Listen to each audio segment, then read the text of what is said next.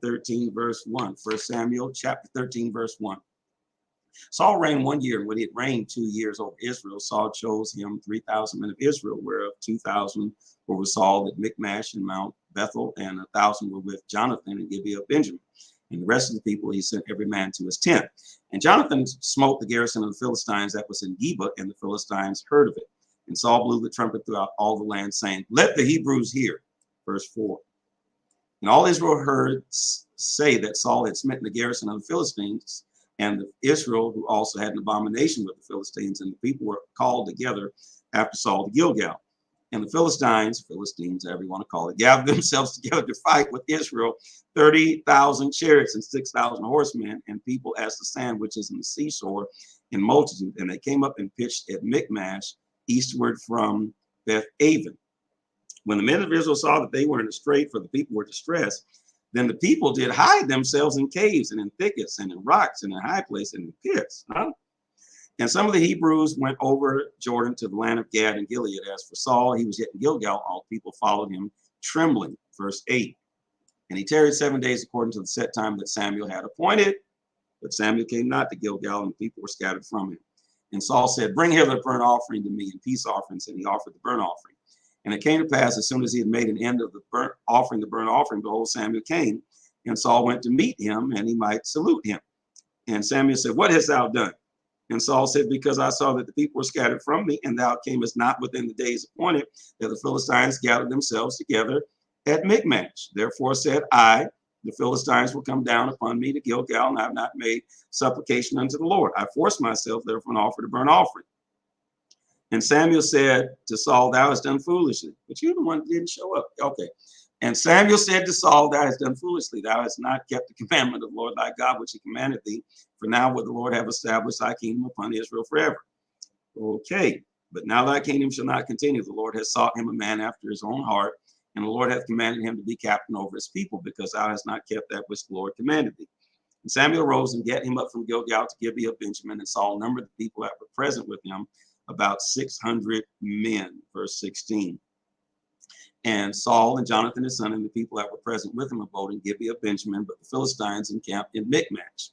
And the spoilers came out of the camp of the Philistines in 3 companies. One company turned into the way that leadeth to Ophrah and the land of Shual, and another company toward Beth Horon, and another company turned to the way of the border that looketh to the valley of Zeboim toward the wilderness.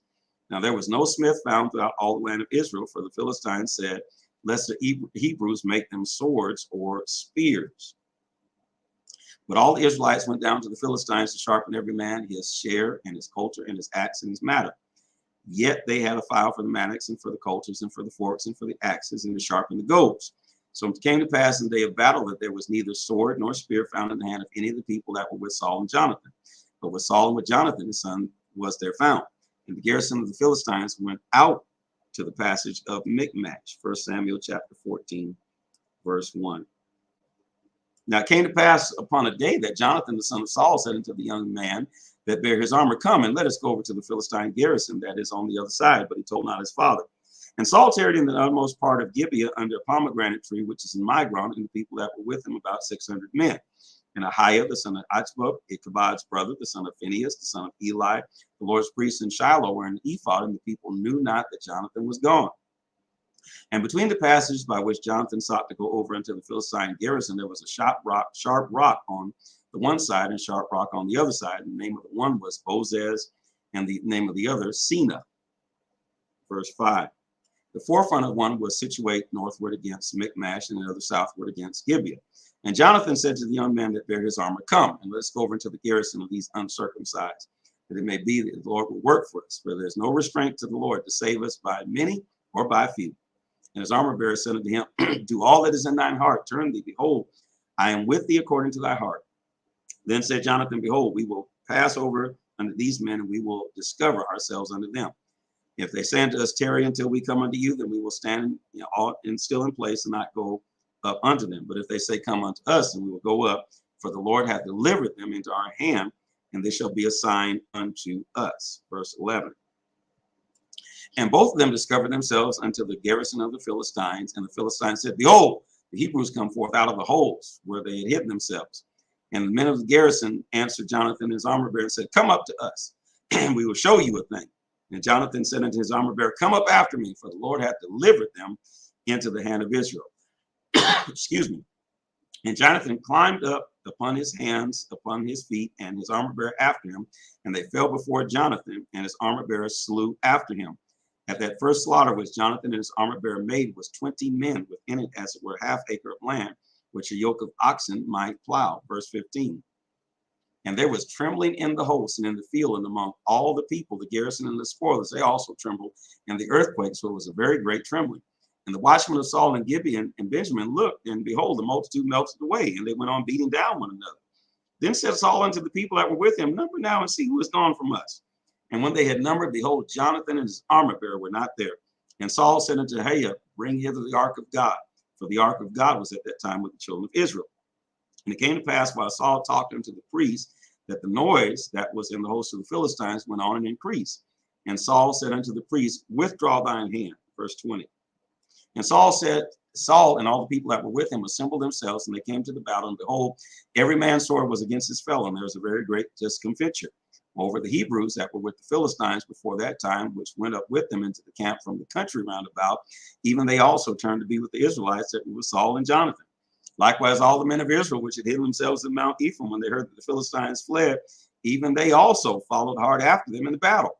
And the Lord saved Israel that day, and the battle passed over unto Beth-aven. Verse 24. And the men of Israel were distressed that day, for Saul had adjured the people, saying, cursed be the man that eateth any food until evening, that I may be avenged of mine enemies. So none of the people tasted any food. And all they of the land came to wood, and there was honey upon the ground. And when the people were coming to the wood, behold, the honey dropped, but no man put his hand to his mouth, for the people feared the oath. But Jonathan heard not when his father charged the people with the oath. Wherefore he put forth the end of his rod that was in his hand, and dipped it in the honeycomb, and put his hand to his mouth, and his eyes were enlightened. Sounds familiar. Verse 28.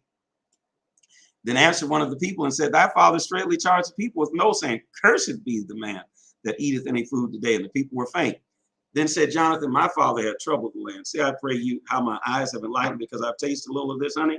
How much more if haply the people had eaten freely today of the spoil of their enemies, which they had found.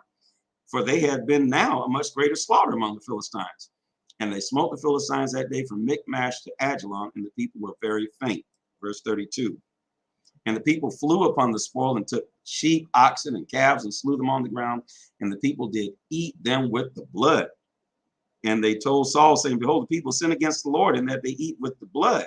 I guess so, they're hungry. And he said, ye have transgressed. Roll a great stone unto me this day. And Saul said, disperse yourselves among the people, and say to them, bring me hither every man his ox and every man his sheep, and slay them here and eat, and sin not against the Lord in eating with the blood.